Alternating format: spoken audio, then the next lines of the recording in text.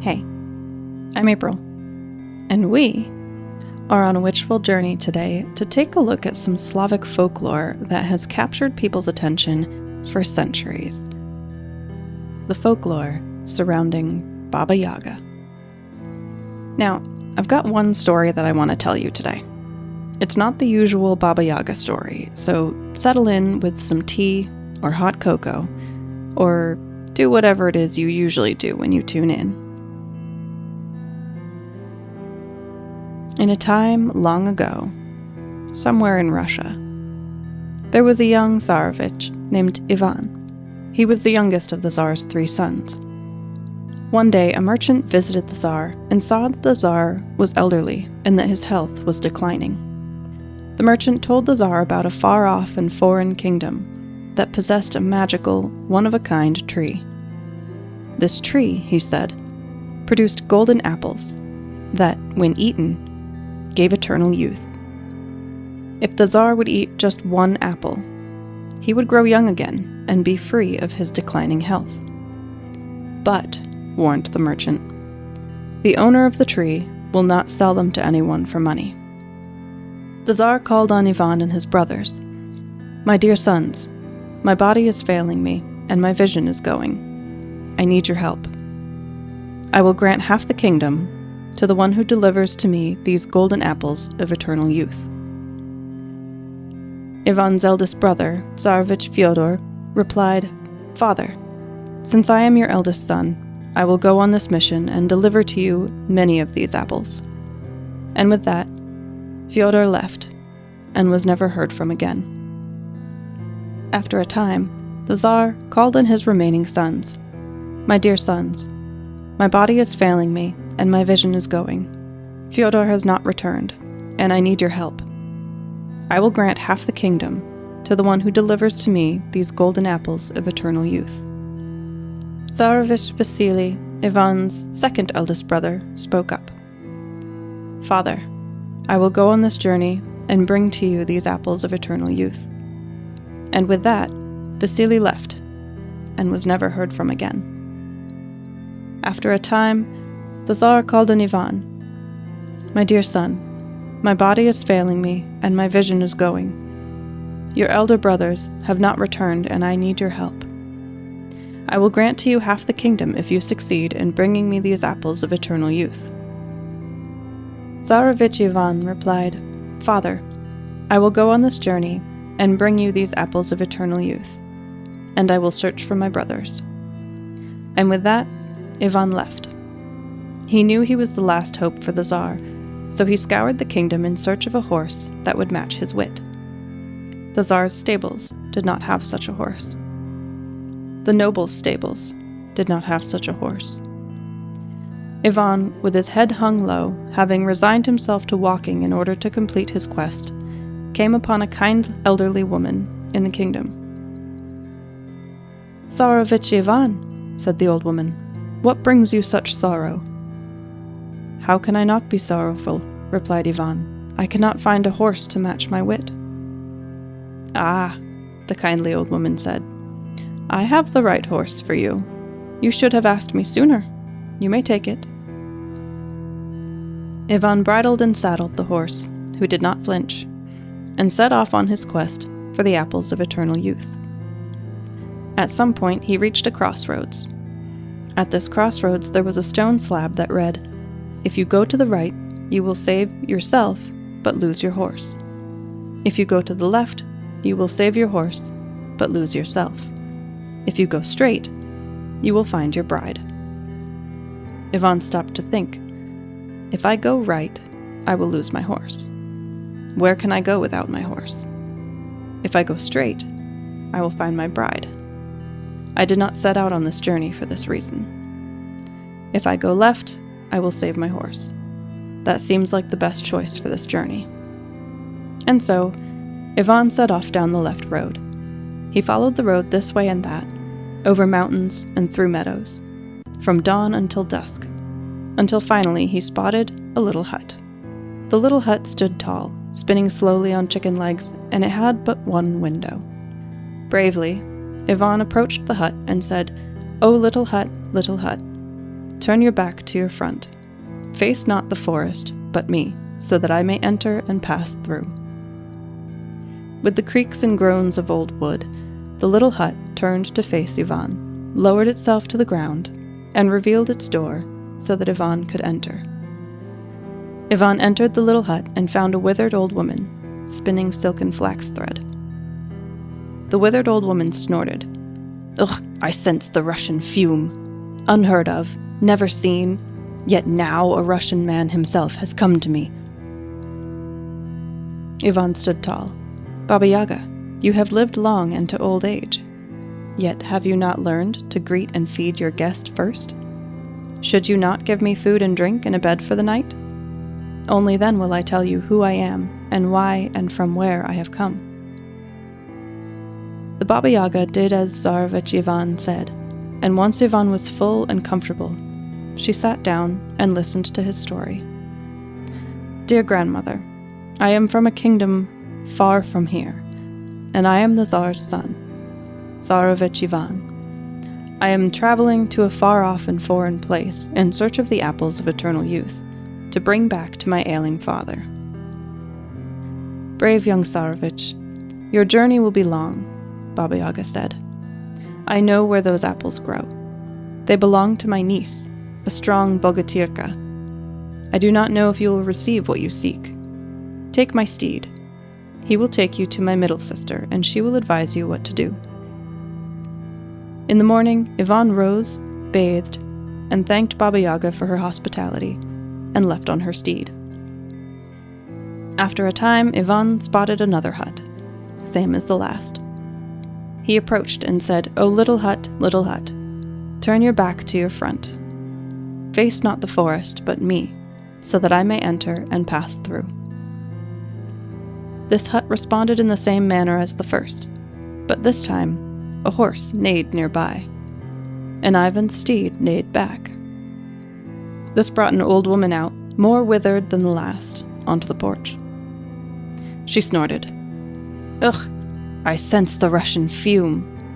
Long has it been since I was last visited here."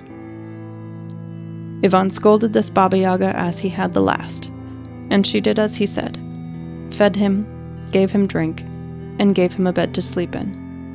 He told her his story. "Brave young Tsarevich," she said. "I do not know if you will receive what you seek. It is not easy to reach the maiden Siniglazka. Take my steed. He is faster and stronger than my sisters. He will take you to my eldest sister, and she will advise you what to do." The next morning, Ivan rose, bathed, and thanked the middle Baba Yaga for her hospitality, and left on her steed. After a time, Ivan came to another little hut, same as the last. He approached and said, "O little hut, turn your back to your front. Face not the forest, but me. I cannot spend forever here. I have only one night to spare." The hut responded in the same manner as the previous two, and a horse neighed nearby, to which Ivan's horse neighed back. The most withered old woman Ivan had ever seen came out onto the porch of the hut. Ivan dismounted the steed and bowed. "Dear grandmother, my journey has been long, and I am hungry and tired. May I stay here for one night?" This Baba Yaga was pleased with the young man's politeness, and agreed to let him stay one night. She gave him food and drink, and cared for his horse. Only then did she ask where he was from, and where he was going. "Grandmother, I am from a kingdom far from here. I am Tsarevich Ivan. I visited your youngest sister, who sent me to your middle sister, who sent me to you. Direct me with your wisdom of mind, so that I may find the maiden Seniglazka and her apples of eternal youth." "Tsarevich, the maiden Seniglazka is my niece. She is a strong and mighty bogatyrka. Her kingdom is surrounded by thick, tall stone walls. Her gates are guarded by 30 bogatyr men. They will not let you pass through. You must go in the middle of the night and take my steed. He is the only one that can jump over her walls. Once inside, tie the horse and go straight to the garden. you will find the apples. But take only 3, no more. Leave the maiden, Siniglaska, to sleep in her chambers. Mount your horse and leave." Ivan thanked this third and eldest Baba Yaga, mounted her steed, and left. He rode this way and that way. The steed leapt over mossy bogs and swept rivers and lakes with its tail. Finally, Ivan reached the tall wall in the middle of the night. All 30 of the Bogatyr guards were sleeping. Ivan did exactly what the eldest Baba Yaga told him to do, but his desire to see the maiden Siniglaska grew too strong, and he entered the maiden's chambers. Ivan was not prepared for the maiden's beauty, and he could not restrain himself from kissing her before he left. As he untied the horse, it spoke to him. "You did not listen, Tsarevich Ivan. You entered the maiden Siniglaska's chambers. I will not jump over the wall." Ivan whipped the horse as hard as he could and said, "If we stay here, we will both lose our heads." The horse, angry at being whipped and for Ivan's recklessness, jumped the wall, but allowed his hoof to touch the top of the wall. Suddenly, bells started ringing and strings started singing, waking the maiden Siniglaska. She discovered the theft of her apples and rode off after Tsarevich Ivan. Ivan galloped to the eldest Baba Yaga's hut, switched horses, and rode on. Siniglaska, arriving at the eldest Baba Yaga's hut, questioned the very old, withered woman about a youth and a horse. "No, my dear, but you have come from the road. Come, have some milk." And the eldest Baba Yaga did not hurry to prepare the milk for the maiden. When Siniglaska finished her milk, she rode on after Ivan. Ivan galloped to the middle Baba Yaga's hut, switched horses, and rode on. Siniglaska, arriving at the middle Baba Yaga's hut, questioned the old withered woman about a youth and a horse. "No, sweet child, but you have just come from the road. Come, have some pancakes." And the middle Baba Yaga did not hurry to bake the pancakes for the maiden. When Siniglaska finished eating, she rode on after Ivan. Ivan galloped to the youngest Baba Yaga's hut, switched her horse for his, and rode on. Siniglaska, arriving at the youngest Baba Yaga's hut, questioned the old woman about a youth and a horse. "No, dear child, but you have just come from the road. Come, clean up in the bathhouse." And the youngest Baba Yaga did not hurry to heat up the bathhouse. When Siniglaska had finished bathing, she rode on after Ivan. Ivan, seeing that Siniglaska was gaining on him, slowed his horse and challenged her to a duel. They fought from dawn to dusk, and when Ivan's leg twisted and he fell, he said to Siniglaska, "Do not kill me, maiden Siniglaska. Instead, marry me." And Siniglaska agreed to marry him. They parted ways with the promise of meeting again in 3 years' time. "Do not stray from your path, Tsarevich," Siniglaska said before riding off. After a time, Ivan reached the crossroads with the stone slab. He stopped and thought of his missing brothers. "I cannot go home until I have searched for my brothers." And with that, Ivan took off down the path that promised a bride. He rode for some time before he came upon a house with a golden roof. He heard neighing in the distance, and his horse replied. He had found his brother's horses. Ivan knocked on the door. The roof shifted, and the window twisted, and a maiden came running out. "Tsarevich Ivan, I have been here waiting for you. Come, break bread, and rest your head." And Ivan entered the house. He did break bread, but did not eat it. Instead, he threw it under the table. His drink he did not drink, but poured it under the table. The maiden then took Ivan to her chambers and said, "Lie down, Tsarevich Ivan. Rest your head." But Ivan did not lie down. Instead, he pushed the maiden onto the bed, and the bed quickly turned over, revealing a deep, dark hole in the floor. "Who's down there?" Ivan yelled. "Tsarevich Fyodor and Tsarevich Vasily," came the reply. Ivan pulled them out. With his brothers found and freed, they rode back to the crossroads. He turned to Fyodor and Vasily. "Guard my horse while I rest." While Ivan slept, his brothers feared they would be cast out because they were not successful in their quest. They tossed Ivan into the abyss so that they could bring the apples of eternal youth back to their father. At the bottom of the abyss, Ivan woke on the seashore. He could hear chirping and saw that some baby birds were stuck in a storm on the shore. He wrapped them in his coat and took cover under an oak tree. When the weather got better, a great bird appeared in the tree. Seeing that Ivan had protected her children, she asked him why he had traveled to the bottom of the abyss. "My brothers tossed me down for the apples of eternal youth." "You saved my children," said the bird, Nagai. "Ask me for anything you want." "Nagai, I do not need nor want anything, but to get back to my homeland on the other side of the world. Can you get me there?" "Get me 400 pounds of meat," Nagai replied. And so Ivan did, shooting many animals along the shore until he had gathered 400 pounds of meat. He put the meat in barrels and fastened them to the great bird Nagai. As he fed pieces of meat to her, she began to fly up high and then far. As she flew and flew, Ivan fed her until both barrels were empty and nothing was left.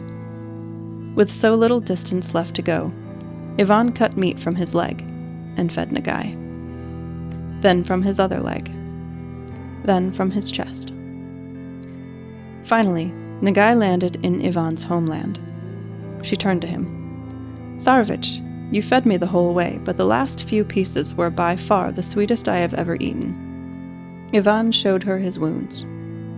Nagai spat the last 3 pieces of meat out and told Ivan to put them back. They grew back to his bones. Upon returning to his homeland, Ivan learned that Fyodor and Vasily had returned with the apples of eternal youth, and that their father was young and well again, and his vision was better than ever.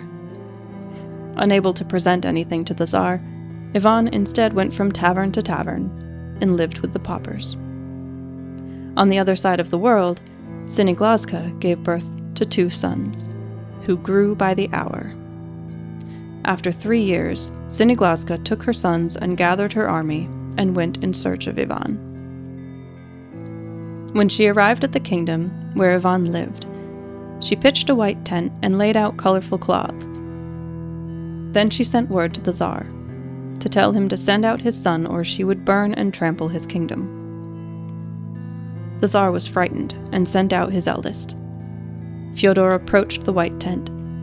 Siniglazka's children ran out to greet him, and Siniglazka said, "No, children, this is your uncle. Treat him as he deserves." And the boys beat Fyodor with sticks. Siniglazka again sent word to the Tsar to send out his son. The Tsar was even more frightened and sent out Vasily. Vasily approached the white tent, and again the 2 boys ran out to greet him. "No, children, this is not your father. He is an uncle. Treat him as he deserves." And the 2 boys beat Vasily with sticks. Again, Siniglazka sent word to the Tsar. "Give me your son, Tsarevich Ivan." And the Tsar called on Fyodor and Vasily to go search for their brother Ivan. It was then that they confessed to their father all that they had done to Ivan. The Tsar burst into tears. At the same time as this, Ivan went to visit Siniglazka at her white tent. The boys ran out to greet him. "Mother," they cried, "there's someone with the beggars from the tavern." And Siniglazka said, "Yes, my children, this is your father. Take him into the tent." They bathed and fed Ivan, gave him drink, and let him rest. The next day they visited the Tsar's palace, feasted in celebration of their wedding, and Fyodor and Vasily were stripped of honor and banished. Ivan and Siniglazka did not stay there, though. They traveled back to the other side of the world, to her kingdom, with their 2 children. And thus ends this tale. This is just one of the thousands of Slavic stories where Baba Yaga is mentioned. This one is called the Apples of Youth. There are roughly 40 variations of just this tale alone. Another tale that has a number of variations is called Vasilisa the Beautiful, which also mentions Baba Yaga. The interesting thing about the two stories is that Baba Yaga plays a different role in each. In one, she's hospitable and aids the hero. In the other, she's terrifying, a test all her own for the young heroine to overcome. So, who and what is she? Well, if we look at modern-day depictions of Baba Yaga, we see her in movies and books, games, and in shows. One that you may be most familiar with is the reference in the John Wick movies. In the movies, he is referred to as the Baba Yaga. They elaborate to say that he is not the boogeyman himself, but the one that you call on to go after the boogeyman. It's supposed to give the impression that John Wick is a fearsome force to be reckoned with. Personally, it doesn't feel like the right fit because Baba Yaga is and always has been depicted as a female character in all of the stories. And, while she can be very terrifying in some of them, I feel like she's much more ambiguous than John Wick. The movie The Babadook is a nod in the direction of one of the variations of the name Baba Yaga, the Baba Roga. Again, superficially going the way of the term the boogeyman when translated to English. In this case, the boogeyman is the overwhelming grief that permeates the home and manifests into a sort of monster that feeds on and into the grief, terror, and stress. Let's take a look at Baba Yaga's name for a minute. The word Baba, or some close variation of the word, is found in a number of Slavic languages. In some of the Slavic languages, it means grandmother, formally, or the more familiar granny or grandma. Or it can mean an elderly woman. In other ones, Baba is more of a slur for a particular type of woman, usually dirty, old, and/or foolish. It can also just mean an old sorceress or witch. The word Yaga doesn't actually have a translation in any of the Slavic languages, so there's more of a question about its purpose. Scholars haven't come to a general agreement on its origin, but some suggest maybe anger or horror, maybe a wicked wood nymph. In the 19th century, Alexander Afanasyev proposed that the word derived from a combination of Proto-Slavic and Sanskrit words meaning serpent, and a few have agreed that serpent or snake is the translation, with the suggestion that Baba Yaga was originally a snake and she passed through a phase where she was one-legged and then transitioned into her current character. Other terms in the East Slavic and Russian area have led scholars to suggest fury, or disease and pain.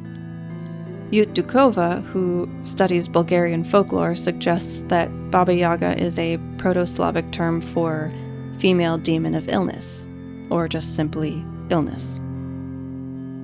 Some suggestions by linguists are that Yaga isn't Slavic or Indo-European at all, but borrowed from further east, from Mongolian, Turkic, or indigenous Siberian languages. If that is the case, then the meaning would be more along the lines of kinship, and meaning mother or older sister, or maybe aunt. But in Greek, the word for grandmother is yaya. Sounds pretty close to Yaga, doesn't it? Words are weird, aren't they? In 1755, Baba Yaga was recorded for the first time, in writing, having only been part of oral tradition before that. She can be found in Mikhail Lomonosov's Russian Grammar, in a section where he lists all of the Slavic gods, goddesses, deities, and then lists their Roman counterparts alongside them. Baba Yaga does not have an equivalent, at least not from the Roman pantheon. In Lomonosov's book, though, Baba Yaga is recorded as Yaga Baba, which is part of the trouble when trying to decipher and translate things like this. There are so many variations of her name, depending on which story is being told and which of the Slavic languages is being used. The name aside, though, even how she is portrayed changes from story to story. While she is often associated with dark forests, strong winds or storms, and forest wildlife, she can also be associated with the dead, and is said to have power over or be able to speak to animals. She's usually said to be old, ugly, and repulsive. She is often called Baba Yaga Bony Leg, or Baba Yaga with iron teeth. Most stories talk about her low, raspy voice, or the grotesqueness of her nose, or her teeth, or her bony legs. But some of the stories put a particular emphasis on the repulsiveness of other, more intimate areas of her body. And in these stories, it seems as if it's generally to emphasize that she is grotesque and otherworldly, from head to toe, and that is her entire being, rather than just any weird obsession with the female body. I think. Sometimes she's said to ride in a giant wooden mortar, using a pestle either to steer or push herself along, and uses a broom to sweep away any trace that she was ever there to begin with. The hut that she lives in is generally described the same each time: a small hut on chicken legs that is always moving. Sometimes the hut spins, sometimes it walks, sometimes it runs. Some stories say that the legs are made of ram horns or spindles. Some stories talk about the fence around her home, which moves with the hut whenever the hut moves locations. This fence is said to be made of the bones of previous visitors who did not succeed in pleasing Baba Yaga. Baba Yaga generally has two contrasting roles when it comes to the stories. Some of the stories describe her as being a repulsive and cruel old woman, someone who cooks and eats children, or at least threatens to. Other stories describe her as being a kind, elderly woman who helps the hero accomplish their task or complete their quest by either bestowing some kind of wisdom on them or by giving them a magical gift that they will need to take with them. Another thing that I found pretty interesting about her is that she isn't even always just one character. Sometimes she's three sisters, all named Baba Yaga. We'll talk a little more about that in a minute. So, what usually happens in the tales, someone has to go on a quest. They come across her hut deep in the woods after traveling for quite some time, and they are all aware that they must tell the hut to turn around and face them. The exact wording varies from story to story, but it all generally is the same idea. In many of the stories, they enter the hut and Baba Yaga comments on being able to sense or smell the fumes, stench, essence, soul, etc. of the person entering. Usually she threatens or hints that she's going to eat them or cook them. The traveler then reproaches Baba Yaga, demanding hospitality, and she complies. However, there are tales where she herself is the test. Vladimir Prop, who studied the Baba Yaga tales at length in the 1920s and on, suggested that these tales were based on initiation rituals, where a person had to undergo a spiritual death and rebirth. In this, Baba Yaga's hut was in the underworld, or the otherworld, or the land of the dead. And her fence was the boundary between the physical world and that world beyond. Prop suggests that she is the guardian of the gate to the underworld. In this otherworld, or land of the dead, or liminal, limbo-like space, the traveler has to accomplish incredibly difficult tasks, fight monsters, retrieve objects, and prove their mettle. This person never emerges from their ordeal the same as they had arrived. They're changed, wiser, stronger, more confident, calmer.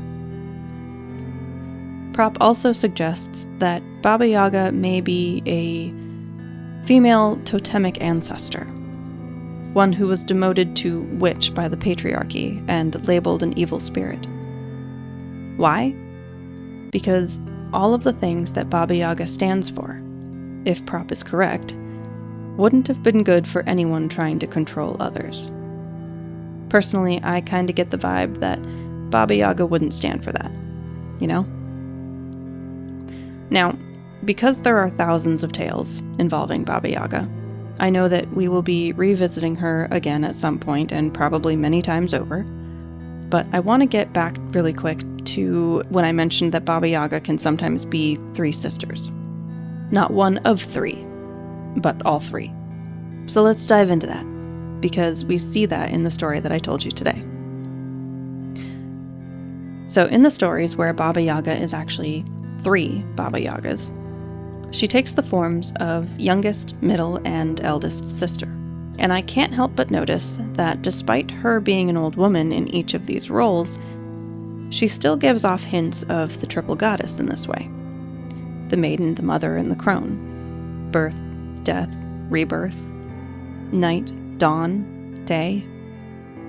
Now, I know I'm not the only one who has thought along these lines and suspected that Baba Yaga was once among the ancient gods and goddesses of Slavic culture.